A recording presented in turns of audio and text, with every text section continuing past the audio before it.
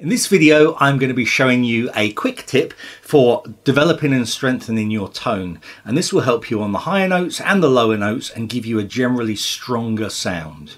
And all it involves really is stretching the mouth space. Now, for those of you that have seen some of my earlier videos, you'll know that a very tiny movement of the mouth and the tongue can create a very different sound. And we want to get our mouth and our tongues moving in such a way that we get the strongest sound possible.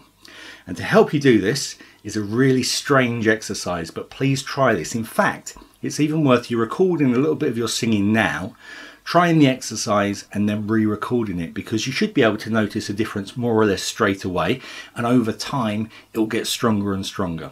So all you have to do with your song is to take your fingers and hold your mouth open like this.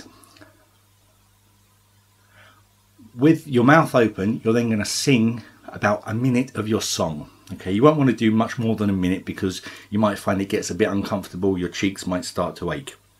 Now, the key thing with this is that you try to pronounce the words still. Even though you won't be able to, it will sound a bit bizarre because you'll be talking it like this, and the words will come out straight. Or if you couldn't hear that, you'll be talking a bit like that and none of the words will be coming out very clear.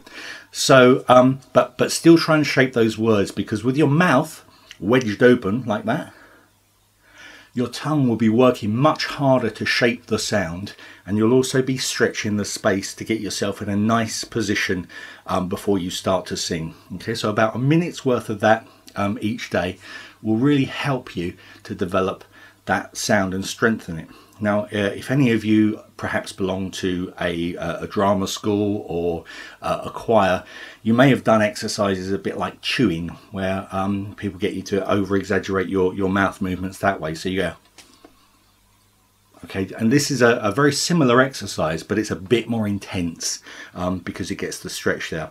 Obviously, use common sense. If it's getting too uncomfortable, don't do it. Perhaps just close the space off a little bit, so you've got a smaller space there, but experiment with this and you should see. Most of my students find that this exercise works really, really quickly.